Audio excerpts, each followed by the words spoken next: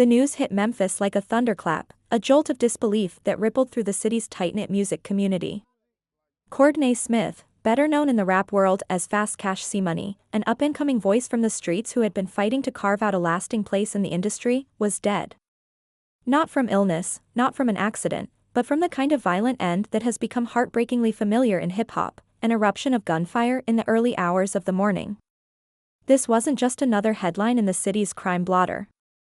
For the people who knew him personally, and for the fans who saw in him a raw reflection of their own struggles and dreams, it was a gut punch that left them reeling. What made the tragedy sting even deeper was the timing. In just 1 month, CMoney was set to put a major chapter of his life behind him, a chapter that had been defined by mistakes, consequences, and an exhausting battle to prove he was more than the trouble he'd gotten into. TMZ Hip Hop obtained federal documents from 2019 that confirmed the rapper's legal history. CMoney had been on federal probation following a serious case that dated back several years, and September 29 was circled on the calendar as the day he'd be free of it all. That day should have marked a turning point, a clean slate, a fresh start, a chance to move forward without the weight of the system pressing on his shoulders. But instead, the countdown ended in silence, and the story took a turn toward finality. The paperwork painted a picture of the trouble he'd been trying to move beyond. CMoney, along with 17 other members of a group known as FastCash, had been convicted of conspiracy to commit bank fraud and conspiracy to possess and attempt to possess with intent to distribute marijuana. It was a case that carried weight not just because of the charges, but because of the sheer scale of the operation. According to the feds, CMoney and his associates had been part of a criminal enterprise that pulled off a bank fraud scheme worth more than $240,000. On top of that, there was the marijuana, more than 100 kilos of it, that the group had allegedly conspired to move. It was the kind of federal case that could have landed him away for a very long time. For CMoney, the sentence ultimately meant an 18-month stay in federal prison, followed by probation. He served his time, walked out with a taste of freedom, and seemed ready, at least from the outside looking in, to pivot toward music and a better life. Memphis police laid out the details of his final night in the kind of dry, procedural language that leaves no room for the weight of human loss. Officers had been called to the area of Macaulay Drive and Macaulay Cove in the early hours of Sunday morning after gunshots rang out, tearing through the quiet night. Several residences in the area had been struck by bullets, a chilling reminder that when violence explodes, it rarely confines itself neatly to its intended target. Somewhere amid that chaos, CMoney was caught in the line of fire. A short time later, about half a mile away at the cross streets of Merida Via Street and Georgian Drive, police found him. The details are still under investigation, but the outcome was certain: he was gone. For those who only knew him as a rapper, FastCash CMoney was one half of the FastCash Boys, a duo that had started to generate a buzz well beyond Memphis city limits. The group's sound was pure Southern grit mixed with modern energy, a blend of storytelling, street sensibility, and head-nodding beats that carried echoes of the city's rich hip-hop history. They weren't yet mainstream superstars, but they had momentum.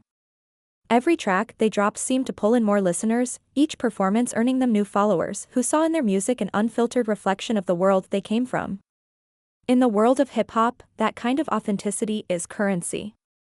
And CMoney had it in spades. But the public image of a rapper is often just one slice of the full person. Away from the lights, the studio sessions, and the street cred, his family remembered him as something far simpler and more profound: a loving father. The man who got down on the floor to play with his kids. The man who, despite the chaos swirling in his own life, tried to show up for them. Those who knew him say that fatherhood was a role he took seriously, even if the circumstances of his life sometimes made it hard to live up to his own expectations. And now, those children will grow up without him, their memories frozen at whatever moments they last shared together. The shooting that claimed his life was brutal. Witnesses say the sound of gunfire was relentless, echoing through the neighborhood in rapid bursts.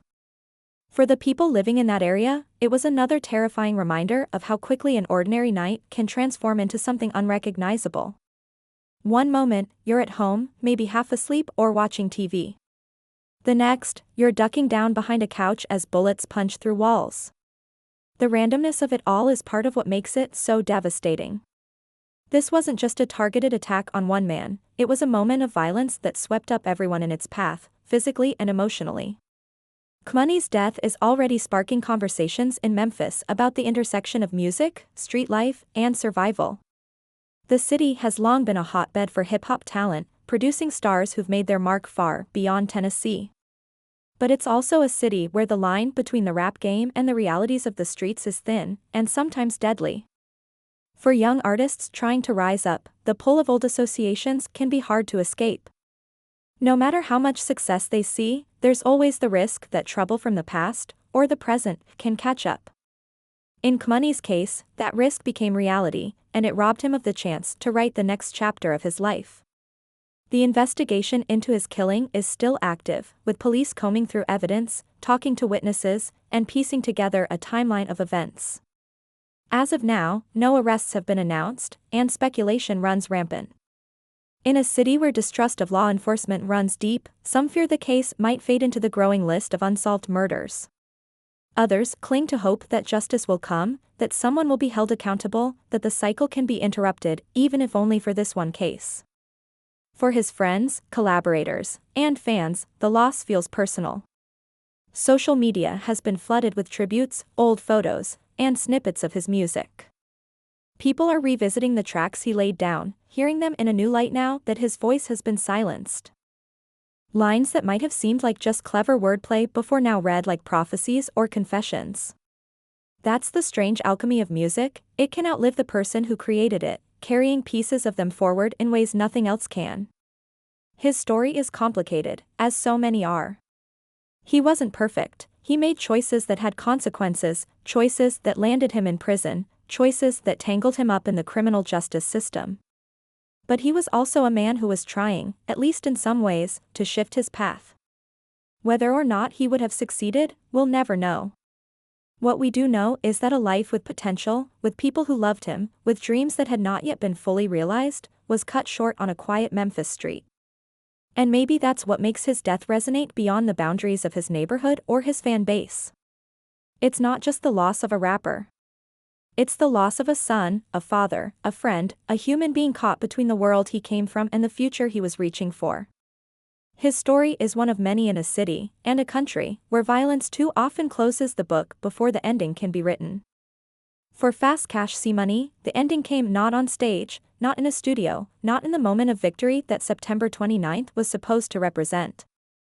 It came in the early morning darkness, under the glare of police lights, leaving behind questions, grief, and the echo of what might have been.